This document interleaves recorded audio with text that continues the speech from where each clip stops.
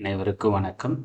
அனைத்து வகையான போட்டித் தேர்வுகளிலும் வேதியியல் பாடப்பகுதியிலிருந்து கட்டாயம் கேட்கப்படக்கூடிய வினாக்கள் அப்படின்றது நமக்கு எந்த பகுதியிலிருந்து கேட்பாங்க அப்படின்னு கேட்டால் அணைவுச் சேர்மங்கள் அப்படின்ற பகுதியிலிருந்து கோஆர்டினேஷன் காம்பவுண்ட்ஸ்.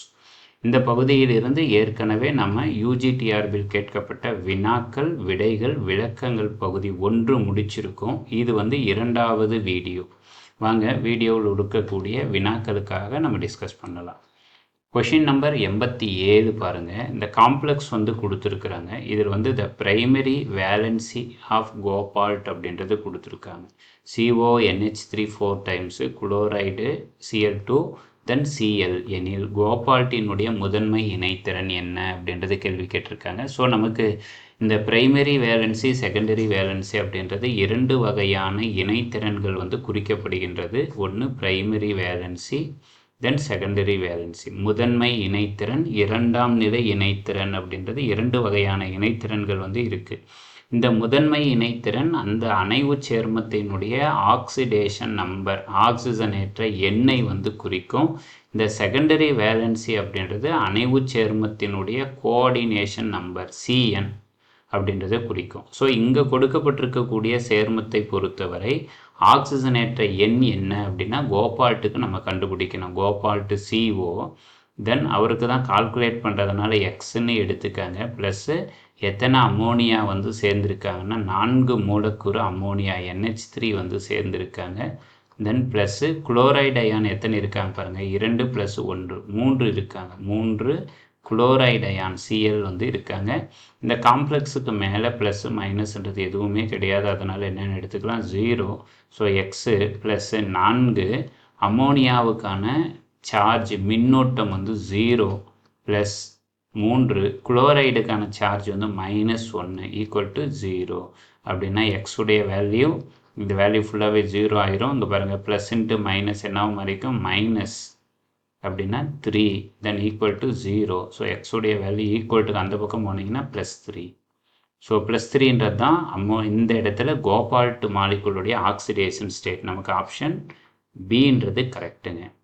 இதே கேள்வியில் செகண்டரி வேலன்சி என்னன்னு கேட்டாங்கன்னா பாருங்கள், இந்த ஸ்கொயர் ப்ராக்கெட்டுக்கு உள்ள எத்தனை லிகான்ஸ் இருக்குது அதுதான் கோஆர்டினேஷன் நம்பர். பாருங்கள் அமோனியா எத்தனை டைம்ஸ் இருக்காங்க 4 டைம்ஸு, ப்ளஸ் குளோரைடு எத்தனை டைம்ஸு 2 டைம்ஸ். ஸோ டோட்டலாக 6. இதே கேள்வியில் இந்த இடத்துல பிரைமரி அப்படின்ற வேர்டை ரீப்ளேஸ் பண்ணிவிட்டு செகண்டரி வேலன்சி கேட்டாங்க அப்படின்னா உங்களுக்கு ஆப்ஷன் பிக்கு சிக்கு போகணும் 6 அப்படின்றது. இது தொடர்பாக வேறு என்னென்ன வினாக்கள் கேட்கலாம் அப்படின்னா, இந்த தியரியை பற்றி சொன்னவர் ஆல்பர்ட் வெர்னர். அவருக்கு தான் பேர் கொடுக்குறோம். என்ன பேர் அப்படின்னு கேட்டால் ஃபாதர் ஆஃப் கோஆர்டினேஷன் காம்பவுண்ட்ஸ், அணைவு சேர்மங்களினுடைய தந்தை என அழைக்கப்படுபவர் ஆல்பர்ட் வெர்னர். அவர் ஒவ்வொரு அணைவு சேர்மத்தில் இருக்கக்கூடிய இணைத்திறன்களையும் 2 வகைகளாக பிரிக்கிறாரு. அதில் ஒன்று பாருங்கள் பிரைமரி வேலன்சி, அதுக்கு அயனைசபிள் அயனியாகும் திறன் அல்லது சார்ஜ் மின்னோட்டம் அப்படின்றத சொல்கிறாரு. தென் செகண்டரி வேலன்சி, இரண்டாம் நிலை இணைத்திறனுக்கு என்ன பேர் சொல்கிறாங்க, கோஆர்டினேஷன் ஸ்பியர் வேலன்சி, அணைவு எண் அப்படின்றத சொல்கிறாங்க. ஸோ இந்த பிரைமரி வேலன்சிக்கு பேர் அயனைசேஷன் அல்லது ஆக்சிடேஷன் எண்ணை குறிக்கும் அப்படின்னு சொல்கிறோம். இந்த செகண்டரி வேலன்ஸ்ன்றது கோஆர்டினேஷன் ஸ்பியர் அணைவையும் அல்லது show the number of ligands எத்தனை ஈனிகள் இருக்காங்க அப்படின்றதையும் குறிக்கிறதும் செகண்டரி வேலன்சி. எக்ஸாம்பிள் இங்கே கொடுக்கப்பட்டிருக்கக்கூடிய சேர்மத்துக்கு பாருங்கள், கோபால்ட்டுடைய பிரைமரி வேலன்சி என்ன கொடுத்துருக்காங்க +3. பாருங்கள் இந்த 3 ஈனிகள் லிகாண்ட் இருக்குது. குளோரைடு அவங்களுக்கு -3 இருக்கும். ஈக்குவல் டு அந்த பக்கம் போகும்பொழுது +3 ஆகும். அம்மோனியா சார்ஜ்லெஸ், அதனால் 0வாகவும் இருக்கும். இங்கே கொடுக்கப்பட்டிருக்கக்கூடிய காம்ப்ளெக்ஸில் எத்தனை மூலக்கூறு அம்மோனியா இருக்காங்கனாக்கா 6. ஸோ அதனால் கோஆர்டினேஷன் நம்பர் அணைவு எண் செகண்டரி வேலன்சி எவ்வளோ சொல்கிறோம் 6 அப்படின்றத சொல்கிறோம். ஸோ இந்த வகையான வினாக்கள் நமக்கு கேட்குறதுக்கு வாய்ப்புகள் இருக்கும். இந்த பாடப்பகுதியில் நமக்கு பாட புத்தகங்களில் அணைவு எண் ப்ளஸ்ஸு இனக்கலப்பு, அதே போல் அதனுடைய ஜாமெண்ட்ரி, அதுக்கான எடுத்துக்காட்டுகள், இந்த பகுதியில் உங்களுக்கு கட்டாயம் வினாக்கள் இடம்பெறுவதற்கு வாய்ப்பு இருக்கும்.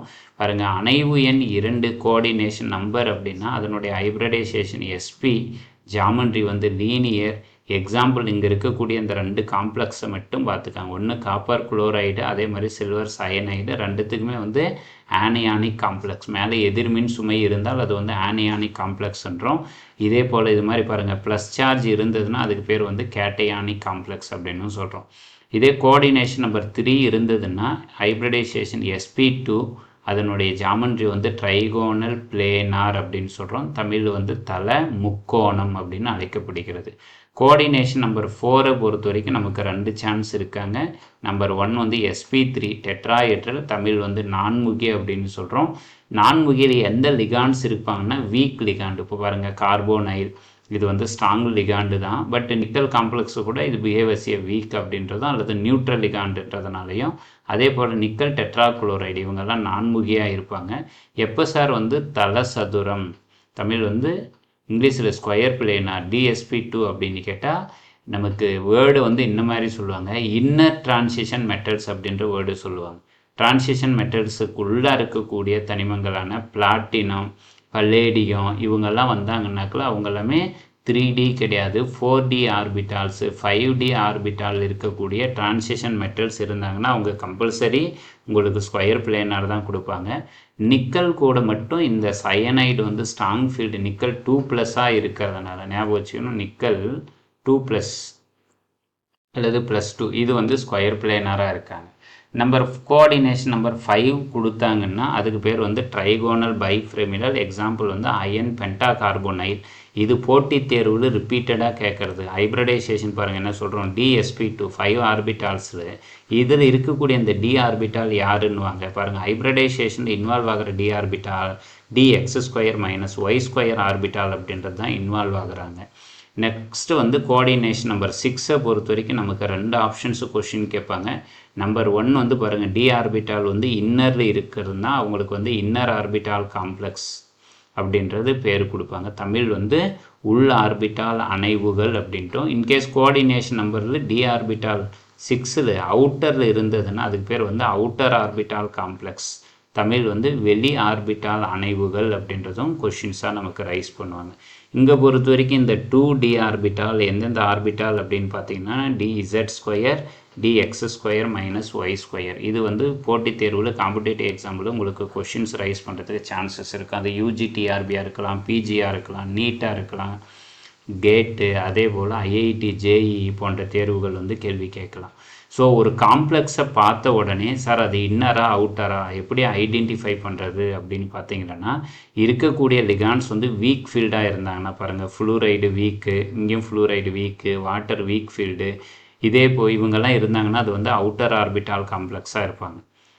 இன்கேஸ் லிகாண்ட் வந்து ஸ்ட்ராங் லிகாண்டாக இருந்தாங்கன்னா பாருங்கள், சயனைடு ஸ்ட்ராங் ஃபீல்டு, இங்கேயும் சயனைடு ஸ்ட்ராங் ஃபீல்டு, இங்கேயும் சயனைடு ஸ்ட்ராங் ஃபீல்டு, இவங்கெல்லாம் என்ன இருப்பாங்க, இன்னர் ஆர்பிட்டாலாக இருப்பாங்க. சார் அப்புறம் இங்கே வாட்டர் இருக்கே டைட்டானியத்தில் அப்படின்னா இதில் கவனிக்கணும், D ஆர்பிட்டால் வந்து பிலோ 5 எலக்ட்ரான், அதாவது 5க்கு கீழே எலக்ட்ரான்கள் இருந்தாங்கன்னா மேபி அது வந்து D1 இருக்கலாம், அல்லது D2 இருக்கலாம், D3 இருக்கலாம். இது மாதிரி எலக்ட்ரான்ஸ் வந்து இருந்தாங்கன்னா வீக் ஃபீல்டு லிகாண்டாக இருந்தாலும் கூட உங்களுக்கு இன்னர் ஆர்பிட்டால் காம்ப்ளெக்ஸ் தான் இன்வால்வ் ஆகுவாங்க அப்படின்றது தெரிஞ்சிடுச்சு. அங்கங்கே வரைக்கும் பாருங்கள், டைட்டானியம் 3+, டைட்டானியத்துக்கு நமக்கு அட்டாமிக் நம்பர் எவ்வளோ சொல்கிறோம், 22. இதுக்கான electronic configuration 3D2 4s2. Scandium titanium 22. So 3D2 4s2 அப்படின்னு சொல்லுவோம். இங்கே என்ன +3 3+3+னா 3 எலக்ட்ரான் வெளியே போயிருச்சு அப்படின்னா 3D1 பாருங்கள். Dயில் ஒரே ஒரு எலக்ட்ரான் இருக்கிறதுனால இது வந்து வீக் ஃபீல்டு லிகாண்டாக இருந்தால் கூட it will B exhibit inner orbital complex அப்படின்றத பார்த்துக்காங்க. நெக்ஸ்ட் கேள்வி,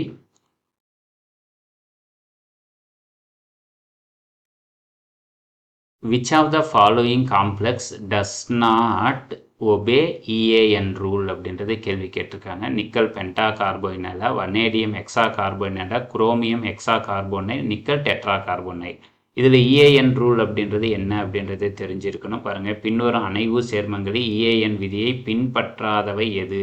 நமக்கு EANன்றது எஃபெக்டிவ் அட்டாமிக் நம்பர் அப்படின்னு சொல்கிறோம். அது என்ன எஃபெக்டிவ் அட்டாமிக் நம்பர் அப்படின்னா, இங்கே உருவாகக்கூடிய காம்ப்ளெக்ஸனுடைய அணு எண்ணும் சென்ட்ரல் மெட்டல் ஏட்டத்தினுடைய அட்டாமிக் நம்பரும் ப்ளஸ் நம்பர் ஆஃப் லிகாண்ட் எத்தனை ஈனிகள் இருக்காங்கன்னா அவருடைய எண்ணிக்கையும் அந்த ஈனிகள் ஷேர் பண்ணக்கூடிய எலக்ட்ரான் எண்ணிக்கையும் டோட்டலாக ஆட் பண்ணும் பொழுது உங்களுக்கு என்ன கேஸ் கான்ஃபிகரேஷன் வரணும்? நோபல் கேஸ் கான்ஃபிகரேஷன் வரணும். அப்படி நோபல் கேஸ் கான்ஃபிகரேஷன் வந்தாங்கன்னா அந்த காம்ப்ளெக்ஸ் வந்து நமக்கு என்ன சொல்லணும்? ஸ்டேபிள் அப்படின்னு சொல்லுவோம். இங்கே பொறுத்த வரைக்கும் இந்த வனேடியத்துக்கு நமக்கு 35 எலக்ட்ரான்ஸ் 35 எலக்ட்ரான்கள் தான் இருப்பாங்க. 36 இருந்தால் அது நோபல் கேஸ், 35ன்றதுனால இவர் மட்டும் EAN ரூலுக்கு ஒபே பண்ண மாட்டார். ஸோ இந்த கேள்விக்கான விளக்கங்கள் பாருங்கள் இங்கே கொடுத்துருக்கு. நமக்கு EAN அப்படின்றது எந்த கேஸுக்கு ஒபே பண்ணணும் அப்படின்னு கேட்டாக்கள் நோபல் கேஸ். எக்ஸாம்பிள் EANன்றது பாருங்கள் இசட் அட்டாமிக் நம்பர், அதிலிருந்து மைனஸ் பண்ணணும் யார்? ஆக்சிடேஷன் நம்பரை ப்ளஸ் பண்ணிக்கணும், கூட்டிக்கணும். யார்? Number of electrons 2, then coordination number அணைவு எண்ணை கூட்டிக்கணும். நமக்கு இங்கு கொடுக்கப்பட்ட ஆப்ஷனை பொறுத்த வரைக்கும் ஆக்சிடேஷன் நம்பர் எல்லாமே CO லிகாண்டாக இருந்ததுனால அவங்களுக்கு எல்லாமே 0 தான். அதனால் டைரெக்டாக என்ன எடுத்துக்காங்க? இசட் அட்டாமிக் நம்பரையும் நம்பர் ஆஃப் லிகாண்டு வந்து ஷேர் பண்ணுற எலக்ட்ரான் 2வையும் நம்பர் ஆஃப் CO லிகாண்டையும் போட்டுக்க வேண்டியது தான்.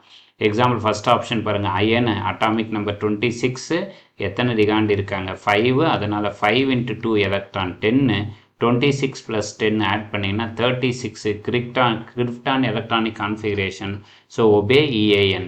நம்பர் 2 வனேடியம் அட்டாமிக் நம்பர் 23, இதனுடைய லிகாண்டு பாருங்கள் எவ்வளோ ஷேர் பண்ணியிருக்காங்க? 6. ஸோ 6 × 2 12, 23யும் 12 ஆட் பண்ணிங்கன்னா உங்களுக்கு 35. அதனால் இன்னட் கேஸ் கான்ஃபிகரேஷன் நமக்கு ஷோ பண்ணலை. தென் தேர்டு குரோமியம் எக்ஸா கார்போனைட் பாருங்கள். குரோமைத்துக்கூட அட்டாமிக் நம்பர் 24, நமக்கு 6 லிகாண்ட் இருக்காங்க. 2 × 6 12. ஸோ டோட்டல் ஆட் பண்ணிங்கன்னா 24 + 12 நமக்கு 36. ஸோ இதுவும் இன்னட் கேஸ் கான்ஃபிகரேஷனை ஷோ பண்ணுறதுனால ஒபே EAN ரூல் அப்படின்னு சொல்கிறோம்.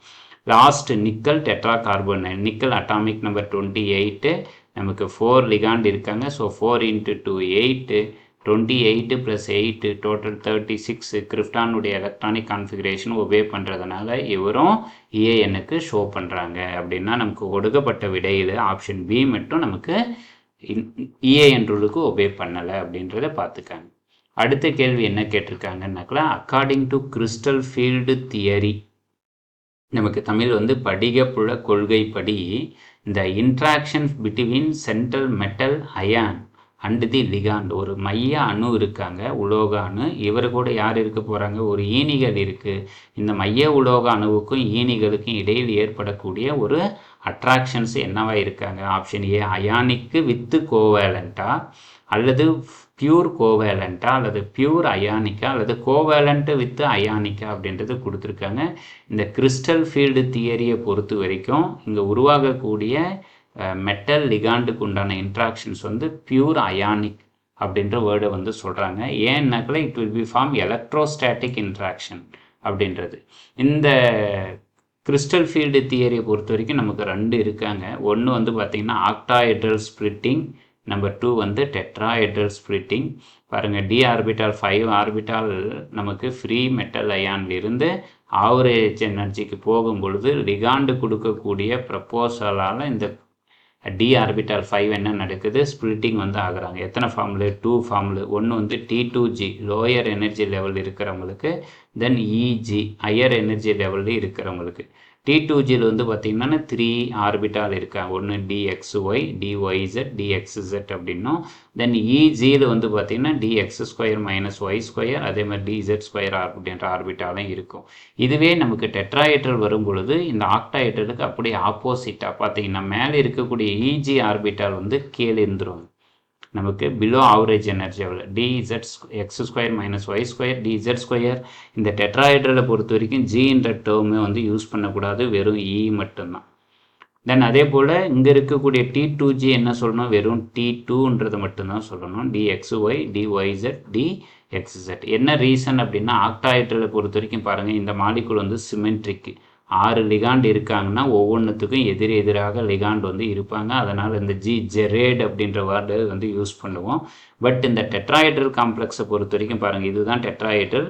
நமக்கு ஆப்போனண்ட்டான லிகாண்ட்ஸ் வந்து கிடையாது. ஒரு லிகாண்டுக்கு இன்னொரு லிகாண்ட் வந்து எதிராக வந்து இல்லை. அதனால் என்ன பண்ண முடியாது, இந்த என்ற டேர்மை வந்து யூஸ் பண்ணக்கூடாது. அதுக்கு அடுத்தபடியாக நமக்கு காம்படேட்டிவ் எக்ஸாம்பிள் கொஷின்ஸ் இது கேட்பாங்க. பாருங்கள், டெட்ராஹெட்ரலுக்கும் ஆக்டாஹெட்ரலுக்கும் உண்டான ரிலேஷன் என்ன அப்படின்றது delta D is equal to நமக்கு 4/9 del O அப்படின்னு சொல்கிறோம். இந்த வீடியோ வந்து இதோட முடிக்கலாம். இதனுடைய தொடர்ச்சி அடுத்த வீடியோவில் வந்து நம்ம